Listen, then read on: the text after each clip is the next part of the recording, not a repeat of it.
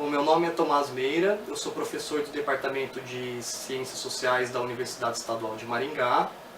Eu sou antropólogo, sempre trabalhei com antropologia urbana e ultimamente eu tenho me aventurado no campo que a gente poderia chamar de antropologia das religiões afro-brasileiras, com ênfase na análise dos candomblés. Por isso, eu vou falar sobre as possíveis relações entre os candomblés e a modernidade, porque eu acredito que isso possa trazer alguns temas interessantes, dignos de ser mais explorados. O candomblé é uma religião que tem o seu grande impulso a partir de uma diáspora, desde o continente africano, quando vários seres humanos são trazidos para o Brasil, e aqui são escravizados, para servir de mão de obra desde o início do ciclo do açúcar, por volta de meados do século XVI.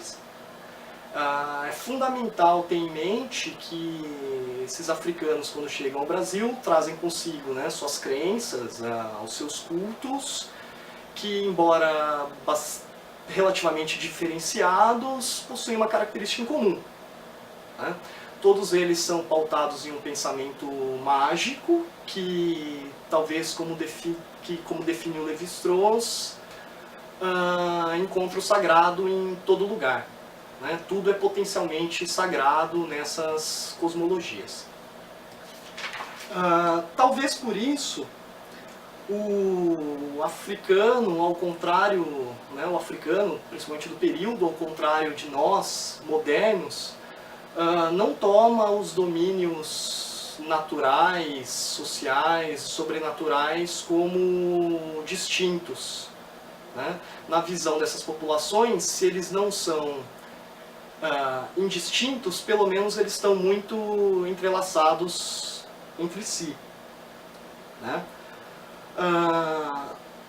Esses cultos de matriz africana acontecem no Brasil desse período de modo relativamente espontâneo, muitas vezes nas matas, nas senzalas, como uma espécie de miscelânea de crenças diversas, embora unidas por algumas características comuns.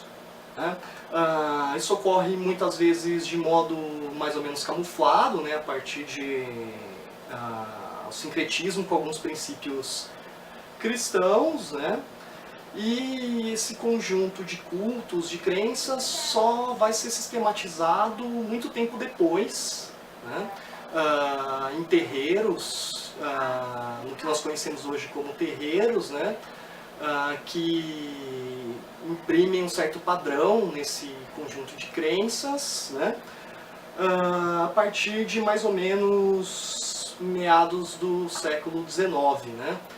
Acontece essa sistematização, mas os candomblés permanecem como uma religião quase que exclusivamente praticada por negros. Talvez a definição do candomblé como nós o conhecemos hoje se dê a partir das décadas de 60 e 70, quando o mundo branco descobre essa religião, quando parte da elite, inclusive, passa a frequentar os terreiros, e o candomblé deixa de ser uma religião étnica para se tornar uma religião universal. Então, acho que nesse processo de desenvolvimento e de expansão do candomblé, acredito que esse processo de expansão e de desenvolvimento do candomblé ocorra paralelamente à modernização da sociedade brasileira.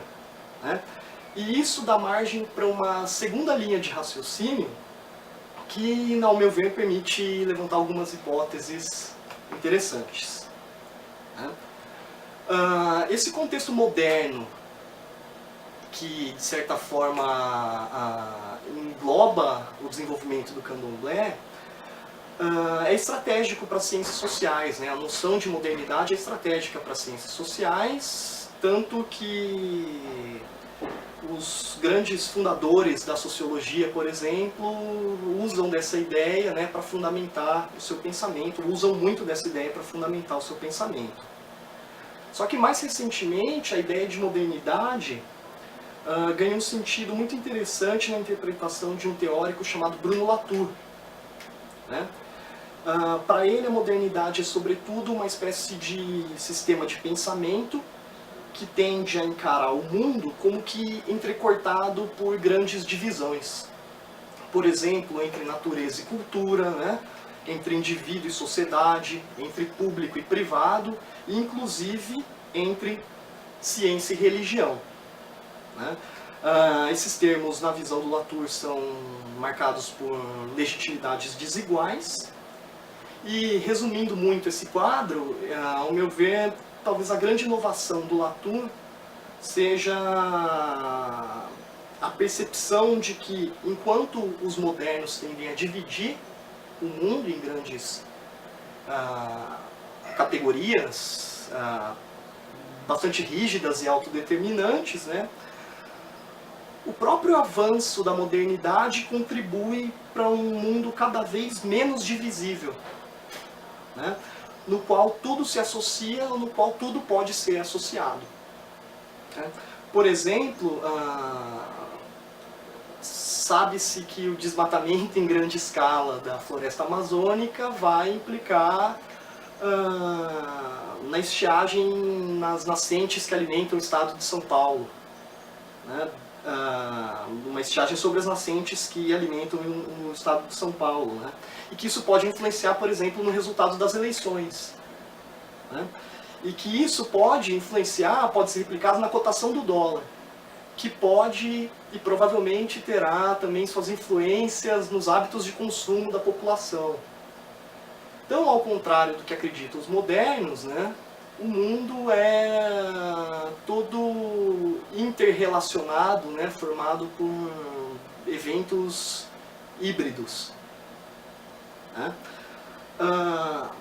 E a grande conclusão do Latour, nesse sentido, seria a de que a modernidade, portanto, é uma espécie de ilusão, né?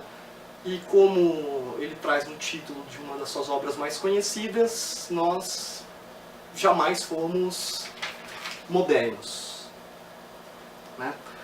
Quando nós amarramos todo esse quadro, né, essas duas linhas de raciocínio, uma sobre o candomblé, outra sobre a modernidade, principalmente nessa concepção mais particular do Latour, é possível perceber que o candomblé é uma religião, né, de pretos, uma religião de pobres, é uma religião tida como primitiva e taxada de feitiçaria, né, que empodera as mulheres, né, que aceita a todos como eles realmente são, né, homossexuais, negros, usuários de drogas, enfim, né.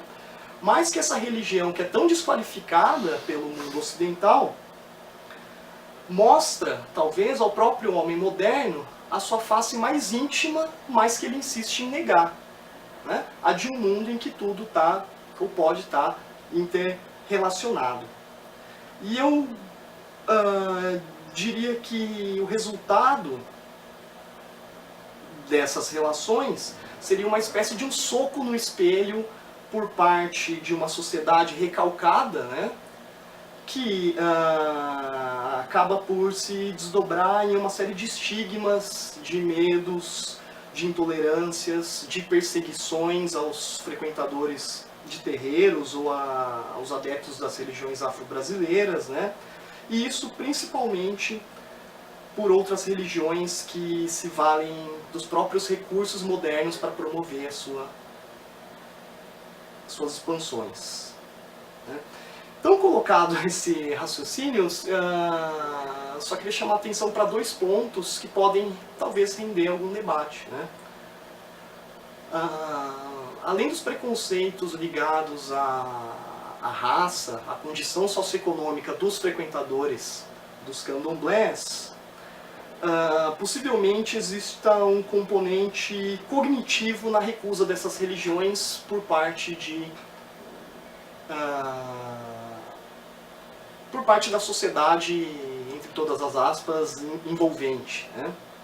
E talvez, eu acho que mais importante que isso, é importante lembrar que o projeto moderno ele apresenta indícios muito claros, muito latentes da sua falência, né? Tanto ética, como política, como econômica, epistemológica, ambiental, já que tudo isso, né, na realidade, está interrelacionado.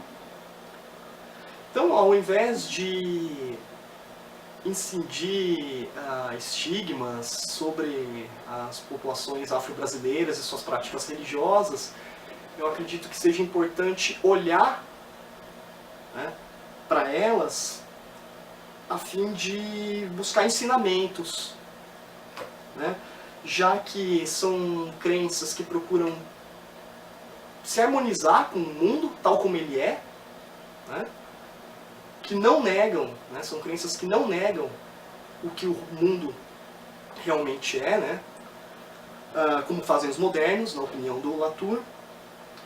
E se o projeto de modernidade entra num colapso, né, se esse colapso passa a ser bastante perceptível, muito possivelmente são crenças como as dos pretos, dos pobres, né, dos índios, que poderão nos salvar, né, independentemente da nossa crença, né, da credibilidade que nós possamos dar aos seus deuses.